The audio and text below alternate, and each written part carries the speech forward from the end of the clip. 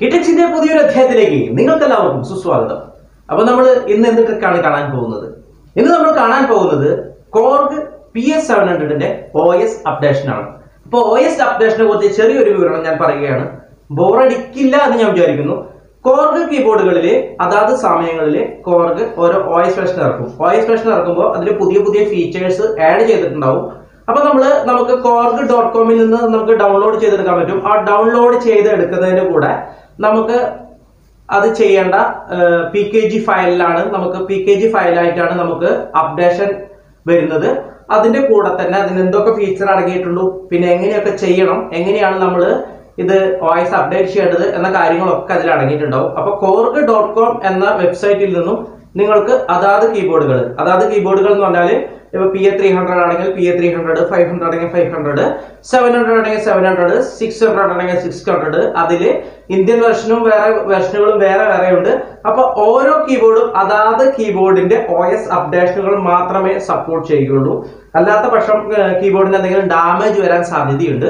അപ്പൊ നിങ്ങളുടെ കീബോർഡിന്റെ OS മാത്രം ഡൗൺലോഡ് ചെയ്ത് അത് ഈ ഒരു രീതിയിൽ ഞാനിപ്പോൾ കാണിച്ചു തരുന്ന രീതിയിൽ അപ്ലോഡ് ചെയ്യാൻ ശ്രമിക്കുക. അപ്പൊ ഞാൻ PS700 ഏറ്റവും ലേറ്റസ്റ്റ് വെർഷൻ ഡൗൺലോഡ് ചെയ്തിട്ടുണ്ട്. അത് പെൻഡ്രൈവിലാക്കിയിട്ടുണ്ട്.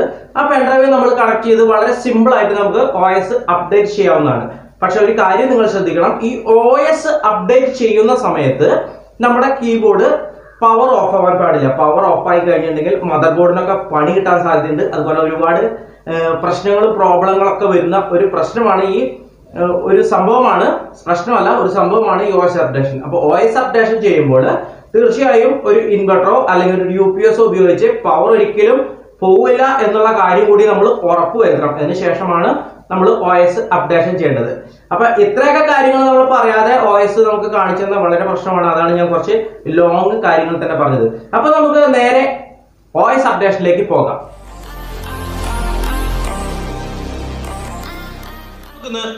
OS വെർഷൻ എങ്ങനെയാണ് അപ്ഡേഷൻ ചെയ്യുന്നത് എന്ന് നോക്കാം. Korg അപ്പോഴായിട്ട് ഓരോ വർഷവും അത് കീബോർഡിന്റെ പുതിയ OS വെർഷൻസ്, അതിൽ പുതിയ ഓപ്ഷൻസും ഇറക്കുന്നുണ്ട്. അതാണ് Korg കീബോർഡിന്റെ ഒരു നല്ല ഫീച്ചർ.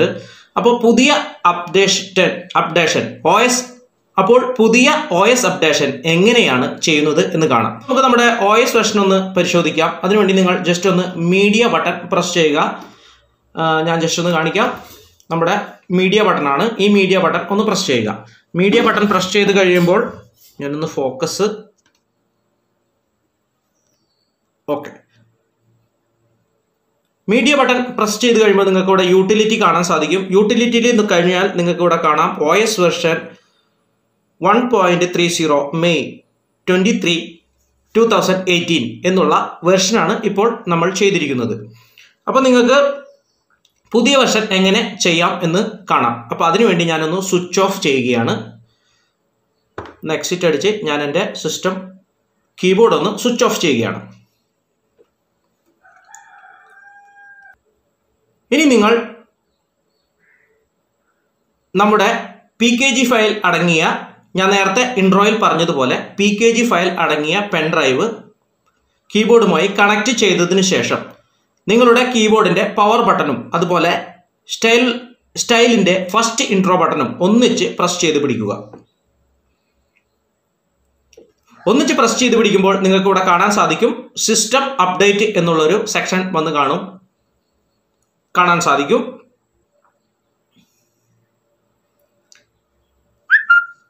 അങ്ങനെ സിസ്റ്റം അപ്ഡേഷനാണ് വന്നിരിക്കുന്നത്. അപ്പോൾ സിസ്റ്റം അപ്ഡേഷനിൽ നമുക്ക് ആദ്യം തന്നെ വേണ്ടത് ടച്ച് കാലിബ്രേഷൻ ആണ്. ടച്ച് കാലിബ്രേഷൻ കൊടുക്കാം. അങ്ങനെ നിങ്ങൾ 5 പ്രാവശ്യം ഞെക്കേണ്ടി വരും. അങ്ങനെ ടച്ച് കാലിബ്രേഷൻ കംപ്ലീറ്റഡ് ആയി കഴിഞ്ഞാൽ ഇവിടെ ചോദിക്കും please selected the PKG file to be installed.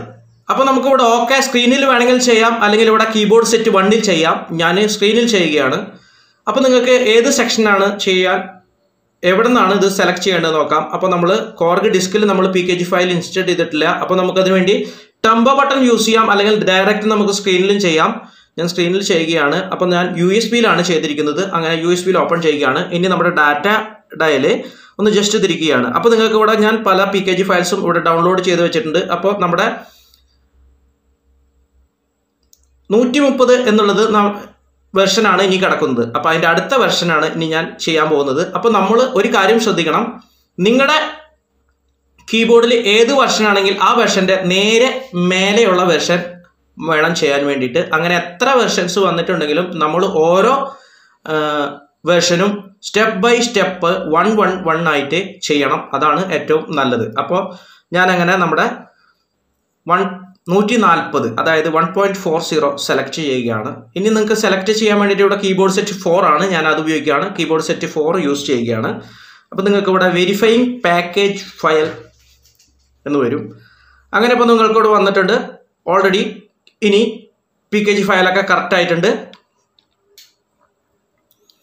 Package file correct ആയിട്ടുണ്ട്. അപ്ഡേറ്റ് ചെയ്യണമെങ്കിൽ കീബോർഡ് സെറ്റ് 1 പ്രസ് ചെയ്യുക, എക്സിറ്റ് അടിക്കണമെങ്കിൽ എക്സിറ്റ് അടിക്കുക എന്ന് നമ്മളോട് പറയുന്നുണ്ട്. അപ്പോൾ ഞാൻ കീബോർഡ് സെറ്റ് 1 പ്രസ് ചെയ്യുന്നില്ല, ഞാൻ സ്ക്രീനിൽ തന്നെ ചെയ്യുകയാണ്, അപ്ഡേറ്റ് കൊടുക്കുകയാണ്. അപ്പോൾ ഇതാ സിസ്റ്റം റീസ്റ്റാർട്ട് ഓട്ടോമാറ്റിക്കലി എന്ന് പറയുന്നുണ്ട്.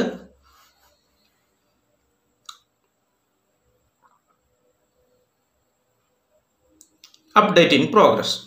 അങ്ങനെ ജസ്റ്റ് ഒന്ന് റീസ്റ്റാർട്ട് ആയിട്ടുണ്ട്. അപ്ഗ്രേഡ് സിസ്റ്റം ഒന്ന് റീസ്റ്റാർട്ട് ആയിട്ടുണ്ട്. അങ്ങനെ നമ്മുടെ OS അപ്ഗ്രേഷൻ നടന്നുകൊണ്ടിരിക്കുകയാണ്. ഇപ്പോൾ OS അപ്ഗ്രേഷൻ നടന്നുകൊണ്ടിരിക്കുമ്പോൾ ഞാനൊരു പ്രധാന കാര്യം പറയുകയാണ്. നമ്മളിങ്ങനെ OS അപ്ഡേറ്റ് ചെയ്യുന്ന സമയത്ത് നമ്മുടെ കീബോർഡിൻ്റെ പവർ ഓഫ് ആവാൻ പാടില്ല. അപ്പോൾ അതിനുവേണ്ടി നിങ്ങളൊരു എക്സ്റ്റേണൽ പവർ യൂസ് ചെയ്യണം. ഒരു ഒരു UPS അല്ലെങ്കിൽ ഒരു ഇൻവെർട്ടറോ കണക്ട് ചെയ്തതിന് ശേഷം മാത്രമാണ് നിങ്ങൾ OS വെർഷൻ അപ്ഡേറ്റ് ചെയ്യാൻ പാടുള്ളൂ. അല്ലെങ്കിൽ മദർ ബോർഡിനൊക്കെ ചെറിയ പണി കിട്ടാൻ സാധ്യതയുണ്ട്. അപ്പോൾ കാരണം എപ്പോഴും നമ്മുടെ പവർ ഓഫായി പോവാതിരിക്കാൻ നമ്മൾ ശ്രദ്ധിക്കണം. ഇവിടെ 100% ലോഡ് എന്നുള്ള സെക്ഷൻ വന്നിട്ടുണ്ട്. അപ്പോൾ നമ്മുടെ സിസ്റ്റം അപ്ഡേറ്റ് കംപ്ലീറ്റഡ് ആയിട്ടുണ്ട്. ഇനി നമ്മൾ അടുത്തായിട്ട് ചെയ്യേണ്ടത് കീബോർഡ് സ്വിച്ച് ഓഫ് ചെയ്ത് ഓൺ ആക്കുകയാണ്. ഞാൻ സ്വിച്ച് ഓഫ് ചെയ്യുകയാണ്.